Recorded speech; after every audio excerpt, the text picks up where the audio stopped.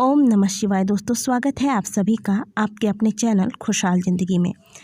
दोस्तों आज के वीडियो में हम जानेंगे कि कार्तिक मास में तुलसी पूजन की विशेष विधि क्या है, साथ ही कौन से मंत्र के साथ आपको तुलसी मैया का पूजन करना है जिससे आपको सर्व सिद्धि प्राप्त हो। तुलसी पूजा के दौरान दीप दान कैसे करें। प्रत्येक दिन यदि आप नदी सरोवरों में जाकर स्नान नहीं कर सकते तो इसके लिए आप क्या करें तथा अशुद्ध अवस्था में तुलसी पूजन कैसे किया जाए। शास्त्रों में कार्तिक मास की महत्वता इतनी अधिक बताई गई है कि इस महीने में यदि आप कोई व्रत शुरू करते हैं या फिर कोई भी पूजा पाठ दान इत्यादि करते हैं तो इसका फल आपको 100 गुना अधिक मिलता है। भगवान श्री हरि विष्णु को अत्यंत ही प्रिय है कार्तिक मास तथा उन्होंने कार्तिक मास को अपने समान ही बताया है। तो कुल मिलाकर अगर कहा जाए तो कार्तिक मास की महत्वता इतनी अधिक है कि व्यक्ति अगर इसका वर्णन करने बैठे तो वर्णन करने में असमर्थ हो जाएगा। कार्तिक मास के कुल 7 नियम हमारे शास्त्रों में बताए गए हैं। इनमें भी जो सबसे अधिक पुण्यदायी है वह प्रातःकाल स्नान करके तुलसी का पूजन तथा दीपदान करना है। कार्तिक मास में तुलसी पूजन करने से पहले आप तुलसी के कुंड को अच्छे से सुंदर तरीके से सजा लें। इसके बाद प्रथम दिन से जो आपका नियम रहेगा वह लगातार कार्तिक पूर्णिमा तक आपको करना है। तो इसके लिए आप प्रातःकाल सूर्योदय से पहले उठें और उठने के बाद आप स्नान करें। स्नान करने के लिए सबसे उत्तम होता है नदी में, सरोवरों में या फिर पवित्र नदी अगर आसपास कहीं है तो वहाँ स्नान करना, लेकिन यह सबसे संभव नहीं हो पाता है। तो इसके लिए आप क्या करेंगे, नहाने के पानी में थोड़ा सा गंगा जल डालकर और फिर आप स्नान करें। स्नान करने के दौरान आप या तो राम नाम का जाप करें या फिर ओम नमो भगवते वासुदेवाय इस मंत्र का जाप करें। जब आपका स्नान पूरा हो जाए इसके बाद भी आपका लगातार यह मंत्र जाप और या फिर कोई भी प्रभु का नाम जो आप जप रहे हैं वह निरंतर चलते रहना चाहिए। इस तरीके से जब आप कार्तिक मास में सूर्य उदय होने के पहले स्नान करते हैं तो आपको तीर्थों में स्नान करने के समान ही फल का प्राप्ति होता है। इसके बाद जो आपको सबसे पहला कार्य करना है वह यह है कि आप एक तांबे का लोटा लें, इसमें 1 चुटकी रोली मिलाएं और फिर आप सूर्य नारायण को जल दें। जल देते वक्त आप सूर्य नारायण भगवान के मंत्रों का जाप करें। मंत्र होगा ओम आदित्याय नमः, ओम सूर्याय नमः। इन दोनों में से आप कोई भी मंत्र बोल सकते हैं। अब आप कहेंगे कि सूर्य भगवान तो दिख ही नहीं रहे हैं तो फिर जल कैसे दें। इसे कोई फ़र्क नहीं पड़ता कि सूर्य भगवान दिख रहे हैं या नहीं। प्रातःकाल आप जब उठें स्नान करने के बाद सबसे पहले सूर्य भगवान को जल दें। अगर आप जल नहीं देते हैं तो पूजा आपकी अधूरी रह जाएगी। कोई भी पूजा तभी पूर्ण होती है जब पहले सूर्य भगवान को जल दिया जाता है। जब आप प्रातःकाल सूर्य नारायण का स्मरण करके उनको अर्घ देते हैं तो वह निश्चित तौर पर उसे स्वीकार करते हैं, चाहे वह दिखाई दे या ना दिखाई दे। सूर्य नारायण को जल देने के पश्चात आप 1 लोटा जल ले लें और इसमें पुनः थोड़ा सा गंगा जल डाल दें। अब आप तुलसी मैया को जल अर्पित करें। जल देते वक्त आप माता तुलसी के इस मंत्र का जाप करते रहें। मंत्र है महाप्रसाद जननी सर्व सौभाग्य वर्धिनी आधि व्याधि हरा नित्यम तुलसी त्वम नमोस्तुते। इस मंत्र को बोलते हुए आप जल अर्पित करें।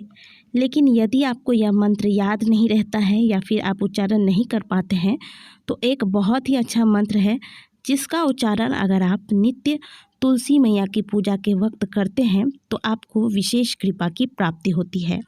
वह मंत्र है ओम नमो भगवते वासुदेवाय। इस मंत्र के साथ यदि आप तुलसी पूजा करते हैं तो तुलसी मैया और भगवान विष्णु की विशेष कृपा आपको प्राप्त होगी। कार्तिक मास में यदि आप केसर का तिलक लगा सकते हैं तो यह बहुत ही अच्छा है, लेकिन अगर आपको केसर नहीं मिलता है या फिर आप केसर का तिलक नहीं लगा सकते हैं तो फिर आप अष्टगंध पीला चंदन या फिर केसर चंदन का तिलक तुलसी मैया को लगाएं। इसके बाद आप स्वयं भी इस तिलक को धारण करें।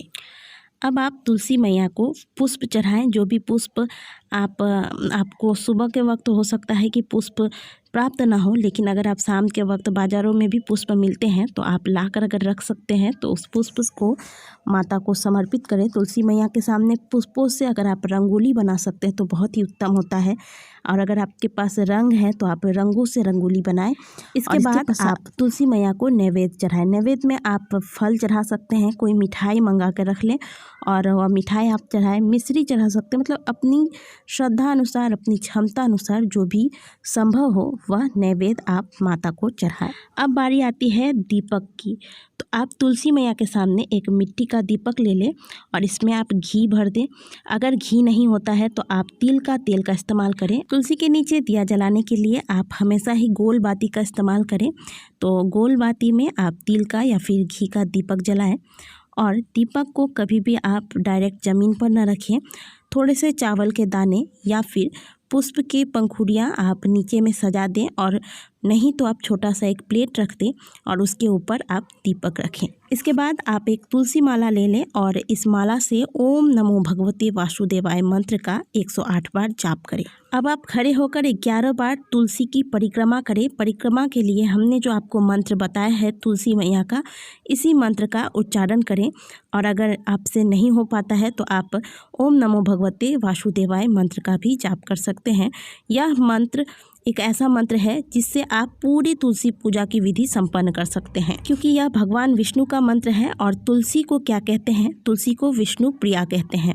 तो आप विष्णु के मंत्र से तुलसी को प्रसन्न कर सकते हैं। इसके बाद आप अंत में आरती करें। कपूर या घी की बाती से आरती जरूर करें। प्रतिदिन की पूजा में आप तुलसी माता की आरती करें। आरती के बिना कोई भी पूजा पूरी नहीं मानी जाती है, तो आरती अवश्य करें। और अंत में आपका कोई कष्ट है, कोई कामना है, तो आप तुलसी मैया के सामने यह कह सुनाएं, माता से अपनी समस्याओं के निवारण के लिए प्रार्थना करें। इस पूरे मास में जब आप तुलसी पूजा कर रहे होते हैं तो आपको कुछ खास बातों का ध्यान रखना चाहिए, जैसे कि रविवार को आपको तुलसी ना तोड़ना है, ना ही आपको तुलसी में पूजा करना है। इसके अलावा रविवार के दिन या फिर एकादशी के दिन तुलसी के पत्ते ना तोड़ें। तुलसी के जिस पौधे की आप पूजा कर रहे हैं, जिसे आप सींच रहे हैं, उसके पत्ते आप बिल्कुल भी ना तोड़ें। आप पूजा के लिए अलग से तुलसी के पौधे लगा के रखें, उससे आप पत्ते तोड़ें। महिलाओं की जो समस्या होती है पीरियड्स के दौरान पूजा कैसे करें, तो ऐसे में आप प्रत्येक दिन जो स्नान का क्रम रहेगा वही रहेगा। आप प्रत्येक दिन स्नान करें, और जब आप पूजा नहीं कर सकते, अशुद्ध अवस्था में हो, उस दिन आप स्नान करें और मानसिक रूप से माता का पूजन करें।